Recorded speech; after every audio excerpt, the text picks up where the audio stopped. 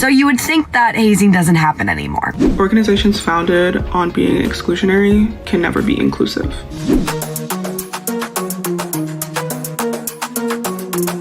The sorority that I was formerly a part of, horrifically hazed, lots of abuse. Several sororities got shut down during recruitment because of hazing practices. You're telling me that I could pay money to a historically racist organization so that I can be found naked on the front lawn of a frat house? This is unbelievable.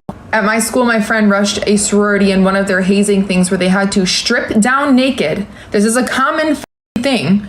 Sit on a piece of newspaper on top of a running washer and watch lesbian porn. If there was anything on the newspaper after, you got dropped. As we know, a lot of these sororities and fraternities are deeply embedded in racism, classism, and white supremacy. In fact, it's the reason why African Americans had to create the Divine Nine, all of the black sororities and fraternities. No smiling. We were never allowed to smile. We also were not allowed to tell sisters no if they told us to do something. That none of these rules were in place to keep us safe. They were all in place to manipulate us, control us, and just have total power over us. Rumor had it that many girls got herpes as a result.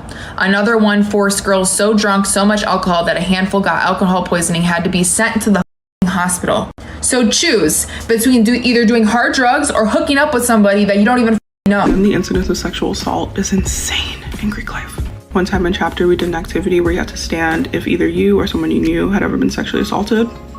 There were 180 people in that room and every single person stood up. This involves, again, women stripping down naked for a hockey team and entertaining them. And the hockey team has to approve of the new pledges. Pledges were also not allowed to sit on couches or chairs. We had to sit on the floor because we were literally and physically beneath them. Bonding through excruciating experiences, it's almost like trauma bonding. I had to literally hire a lawyer because my sorority tried to scam me. We had a chapter meeting where they said, if you plan on studying abroad, don't sign a full lease, sign a half lease. Perfect, beautiful, gorgeous. Fast forward, I'm studying abroad. I'm thinking all is well when I get hit with a $3,000 fine from my sorority. And at my university, the sorority is allowed to bill your university bill. What this means is that if I don't pay my sorority charge, I'm not allowed to sign up for classes. Yes, the slideshow thing is absolutely real. They literally show pictures of these girls like it's Tinder, and they stand up and say, I don't like this girl because of this, and if some girl stands up and doesn't like you, you are out. We would rip girls apart with those slides. It was inherently sexist. We slut-shamed a lot of people. There was even a code word for it, well-traveled, so that way we could say it without nationals getting upset. I don't care what people say, it is totally determined by looks. Yes, you could meet a girl and really vibe with her, but they are looking for pretty girls that will make their chapter look good. I just saw a TikTok comment that was like, well, if your whole sorority went to a plantation party, what are you gonna do, not go? Yes, I'm not gonna go. There are plenty of organizations that have it written in their statutes that black people weren't able to join, that anyone non-white was not able to join. I felt like a lot of the girls were just not seeing me because I wasn't white. I vividly remember being in a rush meeting and seeing every single woman of color be called aggressive. You know when you can just tell that they're not interested in you and they didn't really care about what you had to say? That's kind of how I felt.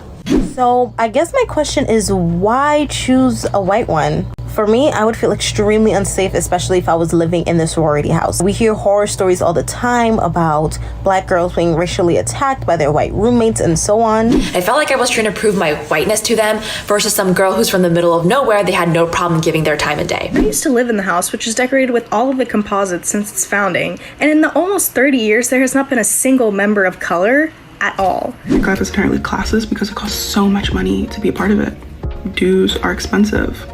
Dues when you don't live in the house are like $700, which is also like, what the you're paying for friends. They only exist so that rich people can network more efficiently. As a result, you don't see a lot of economic diversity in Pan-Hellenic or IFC organizations. I don't give a flying if your sorority was the best thing that happened to you. Reading these types of stories, hearing this type of shit, there is a clear problem. And I personally don't think it needs to exist for the purpose of making friends, because you can make friends in clubs. Not everyone's sorority or fraternity experience is bad. There can be good that comes out of it, but I believe that the system as a whole is corrupt.